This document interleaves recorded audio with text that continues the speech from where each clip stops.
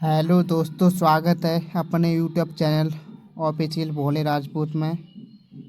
आज एक ज़बरदस्त कहानी लेकर चल रहे। कहानी का नाम है त्रिया चरित्र के बारे में कहानी है।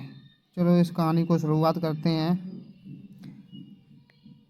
एक गांव में एक सेठ लगन दास जी के नाम का रहता था। वह बहुत ही संतानहीन व्यक्ति था, जिसके पास कोई भी संतान नहीं थी। सेठ लगन दास जी के जीवन की बगिया फलहीन थी। कोई ऐसा मानवीय आध्यात्मिक चिकित्सालयात्मक प्रयत्न न था जो उन्होंने न किया हो। यूँ शादी में एक पत्नी व्रत के कायल थे, मगर जरूरत और आग्रह के विवश होकर एक दो नहीं 5 शादियां की, जबकि कोई भी उनका पुत्र नहीं हुआ। यहाँ तक कि उम्र के 40 साल गुजर गए और अंधेरे घर में उजाला न हुआ। बेचारे बहुत रंजीदा आदमी थे। यह धन संपत्ति या ठाट बाट या वैभव और ऐश्वर्य क्या होंगे कि मेरे बाद इनका कोई नहीं होगा, कौन इनको भोगेगा, यह ख्याल उनके मन में आता रहता था। और बहुत ही दुखी व्यक्ति रहते थे वो। उनकी 5 पत्नियों के कारण उन्होंने फिर सोचा कि आखिर यह सलाह हुई कि किसी लड़के को गोद लेना चाहिए। मगर यह मसला पारिवारिक झगड़ों के कारण सालों तक स्थगित रहा। जब सेठ जी ने देखा कि बीवियों में अब तक बदस्तूर कसमकस हो रही है, तो उन्होंने नैतिक साहस से काम लिया और एक होनहार अनाथ लड़के को गोद ले लिया। जब वो लड़का घर पर ले आए, उनका नाम रखा गया मगन दास। उसकी उम्र 5-6 साल के समथिंग थी। भला का जहीन और तमीज़दार था, मगर औरतों सब कुछ कर सकती हैं, दूसरे के बच्चे को अपना नहीं समझ सकती। यहाँ तो 5 औरतों का साझा था। अगर एक उसे प्यार करती तो बाकी 4 औरतें का फर्ज था उससे नफरत करें। हाँ, सेठ जी उसके साथ बिल्कुल अपने लड़के की सी मोहब्बत करते थे। पढ़ाने को मास्टर, रक्शे सवारी के लिए घोड़े और रईसी ख्याल के आदमी थे। रंग रंग का सामान भी मुहैया था।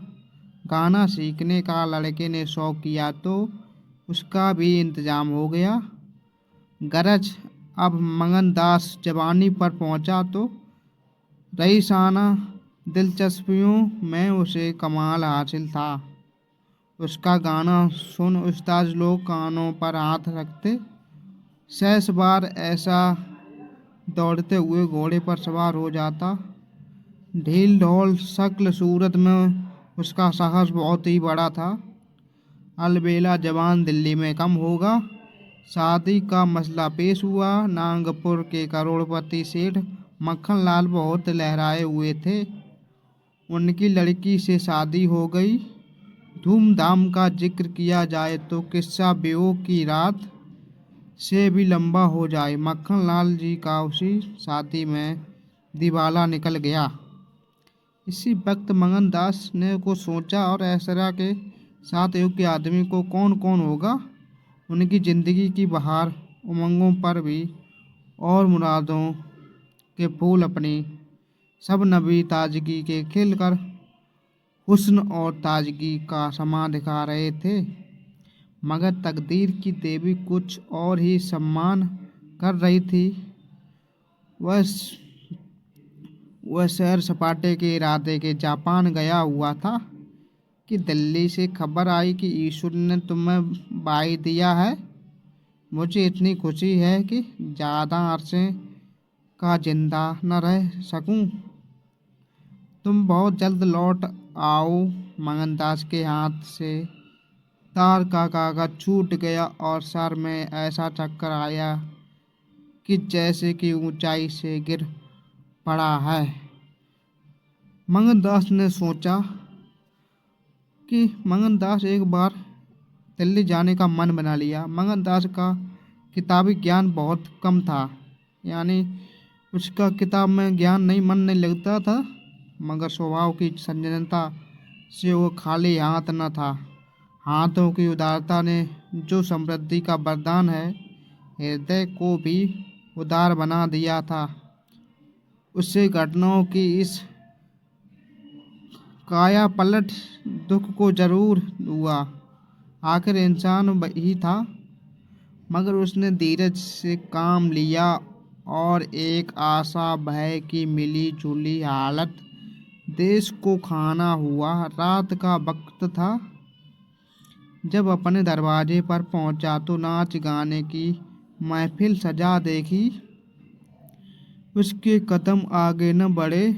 वह लौट पड़ा और एक दुकान चबूतरे पर बैठकर सोचने लगा कि अब क्या करना चाहिए। इतना तो उसे यकीन था कि सेठ जी उसका साथ भी भलमनसी और मोहब्बत से पेश आएंगे, बल्कि शायद अब और भी कृपा करने लगे। सेठानियाँ भी अब उसके साथ गैरों का सा बर्ताव करने लगी। मुमकिन और मझली बहू, जो इस बच्चे की खुशनसीब माँ थी, उससे दूर रहे। मगर बाकी चारों सेठानियों की तरफ से सेवा सत्कार में कोई शक नहीं था। उनकी डाह से वह फायदा उठा सकता था। उसके स्वाभाविक ने यह गवारा न किया कि जिस घर में मालिक की हैसियत से रहता था, उसी घर में अब एक आश्रित की हैसियत से जिंदगी बसर करें। उसने फैसला कर लिया कि सब यहाँ रहना न मुनासिब है, न मसलैत। मगर जाऊँ कहाँ?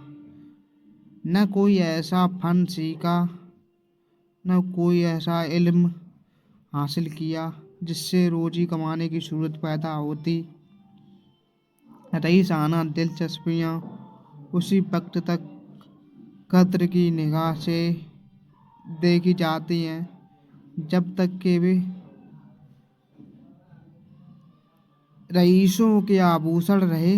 जीविका बनकर वे सम्मान के पद से गिर जाती हैं। अपनी रोजी हासिल करना तो उसके लिए कोई ऐसा मुश्किल काम न था। किसी सेठ साहूकार के यहाँ मुनीम बन सकता था, किसी कारखाने की तरफ से एजेंट हो सकता था। मगर उसके कंधे पर एक भारी जुआ रखा हुआ था। उसे क्या करें? एक बड़े सेठ की लड़की जिसने लाड़ प्यार से परवरिश पाई, उससे यह कंगाली की तकलीफें क्यों कर झेली जाएंगी? क्या मक्खन लाल की लाडली बेटी एक ऐसे आदमी के साथ रहना पसंद करेगी जिसे एक रात की रोटी का भी ठिकाना नहीं? मगर इस फिक्र में अपनी जान क्यों खपाऊं? मैंने अपनी मर्जी से शादी नहीं की। मैं बराबर इनकार करता रहा। सेठ जी ने जबरदस्ती मेरे पैरों बेड़ी डाली हैं। अब वही इसके जिम्मेदार हैं। मुझसे कोई वास्ता नहीं। लेकिन जब उसने दोबारा ठंडे दिल से इस मसले पर गौर किया तो बचाव की कोई सूरत नजर न आई। आखिरकार उसने यह फैसला किया कि पहले नागपुर चलूं, जरा उन महारानी के तौर तरीके को देखूं, भारी भार उनके स्वभाव की मिजाज की जांच करूं। उस वक्त तय करूंगा कि मुझे क्या करके चाहिए। अगर रईसी की वो उनके दिमाग से निकल गई हैं और मेरे साथ रूखी रोटियां खाना उन्हें मंजूर हैं, तो इससे अच्छा फिर क्या होगा। लेकिन अगर वह मेरी ठाट बाट के हाथों बिकी हुई है तो मेरे लिए रास्ता साफ है। फिर मैं हूँ और दुनिया का गम। ऐसी जगह जाऊँ जहाँ किसी परिचित की सूरत अपने भी न दिखाई दे। गरीबी की जिल्लत नहीं रहती अगर अजनबियों में ज़िंदगी बसर की जाए। यह जानने पहचानने वालों की कनखियाँ और कनबत्तियाँ हैं जो गरीबी को इतन यंत्रणा बना देती हैं। इस तरह दिल में ज़िंदगी का नक्शा बनाकर मगनदास अपनी मर्दाना हिम्मत भरोसे पर नागपुर की तरफ चल उठा और मल्लाह की तरह किश्ती और पाल के बगैर नदी की उमड़ती हुई लहरों में अपने को डाल दिया।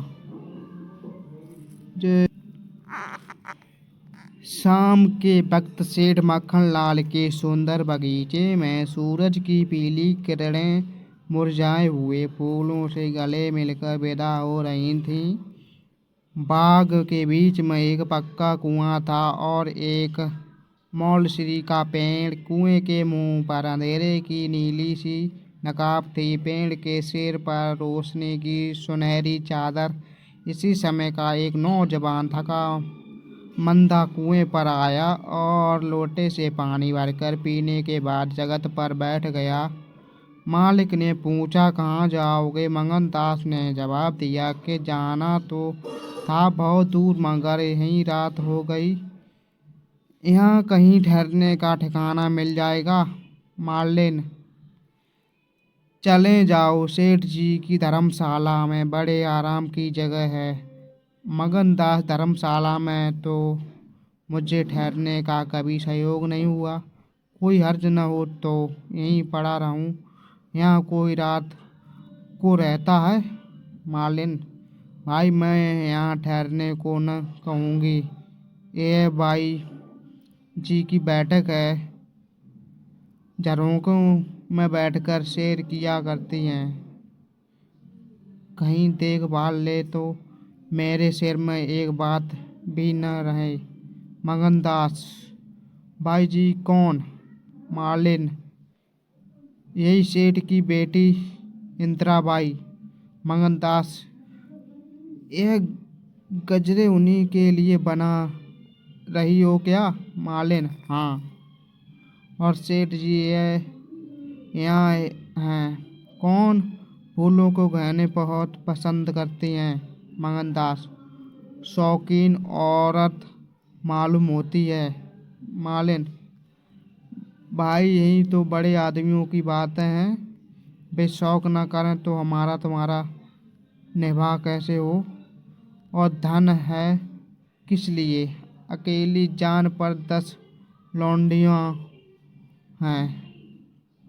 सुना करते थे कि भगवान आदमी का हाल बहुत जोतता है। वह अपनी आँखों देखा आप पंखा चलने लगे। आप सारे घर में दिन सा उजाला हो जाए। तुम झूठ समझते रहोगे मगर मैं आँखों देखी बात कहती हूँ। उस गर्व की चेतना के साथ जो किसी नादान आदमी के सामने अपनी जानकारी बयान करने में होता है। बूढ़ी मालिन अपनी सर्वज्ञता का प्रदर्शन करने लगी। मगनदास ने उकसाया होगा, भाई बड़े आदमी की बातें निराली होती हैं। लक्ष्मी के बस में सब कुछ है मगर अकेली जान पर 10 लौंडियाँ समझ में नहीं आता। मालिन ने बुढ़ापे चिड़चिड़ेपन से जवाब दिया, तुम्हारी समझ मोटी हो तो कोई क्या करे? कोई पान लगाती हैं, कोई पंखा जलाती हैं, कोई कपड़े पहनाती हैं। 2000 रुपये में जो सेज गाड़ी आई थी, चाहो तो मुँह देख लो। उस पर हवा खाने जाती हैं। एक बंगालिन गाना बजाना सिखाती है। मैम पढ़ाने आती है। शास्त्री जी की संस्कृत पढ़ाते हैं। कागज पर ऐसी मूर्त बनाती है कि अब बोली और अब बोली दिल की रानी है। बेचारी के भाग फूट गए। दिल्ली के सेठ लगनदास के गोद लिया हुए लड़के से ब्याह हुआ था। मगर राम की लीला 70 वर्ष के मुर्दे को लड़का दिया। कौन पत कौन पत कौन पतियाएगा कौन पतिएगा। जब यह एक सुनवाई आई है कि तब से बहुत उदास रहती है कि एक दिन की रोती थी। मेरे सामने की बात है, बाप न देखें लिया समझ आने लगे। लड़की बहुत चाहते हैं, सुनती हूँ दामाद को ही बुलाकर रखेंगे, नारायण करेंगे। मेरी रानी दूध नहाए पूतों फलें। माली मर गया था, उन्होंने आड़ न ली होती तो घर भर टुकड़े मांगती। मंगनदास के एक ठंडी सांस ली। बेहतर अब यहाँ से अपनी इज्जत आबरू लिए हुए चल दो, यहाँ मेरा निभाना होगा। इंदिरा रईसजादी है, तुम इस काबिल नहीं हो कि उसके शौहर बन सको। मालिन से बोला तो धर्मशाला में जाता हूँ, जाने वहाँ खाट बाट मिल जाती है कि नहीं। मगर रात ही हो तो काटनी है, किसी तरह कट जाएगी। रईसों के लिए मखमली गद्दे चाहिए, हम मजदूरों के लिए पुआरे ही बहुत हैं। यह कहकर उसने लुटिया उठाई, ठंडा संभला और दर्द भरे दिल से एक तरफ चल दिया। उस वक्त इंदिरा अपने झरोखों पर बैठी हुई इन दोनों की बात सुन रही थी। कैसा संयोग है कि स्त्री को स्वर्ग की सब सिद्धियां प्राप्त हैं और उसका पति अब आवारों की तरह मारा मारा फिर रहा है। उसे रात काटने का ठिकाना नहीं। मंगनदास निराश विचारों में डूबा हुआ शहर से बाहर निकल आया और एक सराय में ठहरा, जो सिर्फ इसलिए मशहूर थी कि वहाँ शराब की दुकान थी। यहाँ आसपास से मजदूर लोग आकर अपने दुख को बुलाया करते थे और जो भूले भटके मुसाफिर यहाँ ठहरते, उन्हें होशियारी और चौकसी का व्यवहारिक पाठ मिल जाता था। मंगनदास थका मंदा था ही एक पेड़ के नीचे चादर बिछाकर सो रहा और जब सुबह को नींद खुली तो उससे किसी पीर औलिया के ज्ञान की सजीव दीक्षा पर चमत्कार दिखाई पड़ा, जिसकी पहली मंजिल वैराग्य है। उसकी छोटी सी पोटली, जिसमें 2 कपड़े और थोड़ा सा रास्ते का खाना और लुटिया डोर बंधी हुई थी, गायब हो गई। उन कपड़ों को छोड़कर जो उसने बदन पर थे, अब उसके पास कुछ भी नहीं था और भूख, जो कंगाली में और तेज से उसकी बढ़ने लगी, उसे बेचैन कर रही थी। मगर वह दृढ़ स्वभाव का आदमी था। उसने किस्मत का रोना न रोआ और किसी तरह गुजर करने की तदबीरें सोचने लगा। लिखने और गणित में उसे अच्छा अभ्यास था, मगर इस हैसियत में उससे फ़ायदा उठाना असंभव था। उसने संगीत का बहुत बड़ा अभ्यास किया था। किसी रसिक रईस के दरबार में उसकी कद्र हो सकती थी, मगर उसके पुरुषोचित अभिमान से उस पेशे को अख्तियार करने का इजाज़त न दी। हाँ, वह आला दर्जे का घुड़सवार था और यह फन मज़े में पूरी शान के साथ उसकी रोजी का साधन बन सकता था। यह पक्का इरादा करके उसने हिम्मत से कदम आगे बढ़ाए। ऊपर से देखते पर यह बात यकीन के काबिल नहीं मालूम होती, मगर वह अपना बोझ हल्का हो जाने इस वक्त बहुत उदास नहीं था। जगन्नाथ ने के कहा, कि मर्दाना हिम्मत का आदमी ऐसी मुसीबतों को उसी निगाह से देखता है जिसमें एक होशियार विद्यार्थी परीक्षा प्रश्नों को देखता है। उसे अपनी हिम्मत आजमाने का, एक मुश्किल से जूझने का मौका मिल जाता है। उसकी हिम्मत अनजाने की मजबूत हो जाती है। अक्सर ऐसे मार्के मर्दाना हौसले के लिए प्रेरणा का काम देते हैं। मगनदास इस जोश से कदम बढ़ाता चला जाता था कि जैसे कामयाबी की मंजिल सामने नजर आ रही है, मगर शायद वहाँ के घोड़ों ने शरारत और बिगड़ेलपन से तौबा कर ली थी। वे स्वाभाविक रूप से बहुत मज़े में धीमे धीमे चलने वाले थे। वह जिस गांव में जाता निराश होकर लौटता, बाला बाला जवाब पाता। आखिरकार शाम के वक्त जब सूरज अपनी आखिरी मंजिल पर जा पहुंचा था, उसकी कठिन मंजिल तमाम हुई। नगरा घाट के ठाकुर अटल सिंह ने उसकी चिंता को समाप्त किया। यह एक बड़ा गांव था। पक्के मकान बहुत थे, मगर उनमें प्रेतमाएँ आबाद थीं। कई साल पहले प्लेग की आबादी में बड़े हिस्से के क्षणभंगुर संसार को उठाकर स्वर्ग में पहुंचा दिया था। इस वक्त प्लेग के बचे खुद वे लोग गांव में नौजवान और शौकीन जमींदार साहब और हल्के कारगुजार और रोबीले थानेदार साहब थे। उनकी मिली जुली कोशिशों से गांव में सतयुग का राजा था। धन दौलत के लोग जान का आवाज समझते थे, उसे गुनाहों की तरह छुपाते थे। घर घर में रुपए रहते हुए लोग कर्ज लेकर खाते और फटेहालों की तरह रहते थे। इसी में निभा था कि काजल की कोठरी थी। सफ़ेद कपड़ों पहनना, ऊन पर धब्बा लगाना था। हुकूमत और जबरदस्ती का बाजार गर्म था। अहीरों को यहाँ अनजान के लिए दूध न था। थाने में दूध की नदी बहती थी। मवेशी खाने के मुहारे दूध की कुल्लियों करते थे। इसी अंधेर नगरी को मगनदास ने अपना घर बनाया।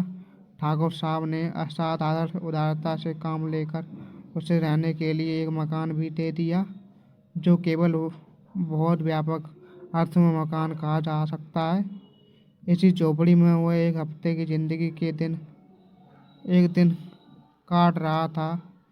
उसका चेहरा जर्द है और कपड़े मैले हो रहे हैं, मगर ऐसा मालूम होता है कि वो सब इन बातों में अनुभव नहीं है। जिंदा है, मगर जिंदगी रुखसत हो गई। हिम्मत और हौसला मुश्किल को आसान कर सकते हैं, आंधी और तूफान से बचा सकते हैं, मगर चेहरे को खिला सकना उनके सामर्थ्य से बाहर है। टूटी हुई नाव पर बैठकर मल्हार गाना हिम्मत का काम नहीं, हिमाकत का काम है। एक रोज जब शाम के वक्त वह अंधेर में खाट पर पड़ा हुआ था, एक औरत उसके दरवाजे पर आकर भीख मांगने लगी। मगनदास का आवाज परिचित जान पड़ी। बाहर आकर देखा तो वह वही चंपा मालिन थी।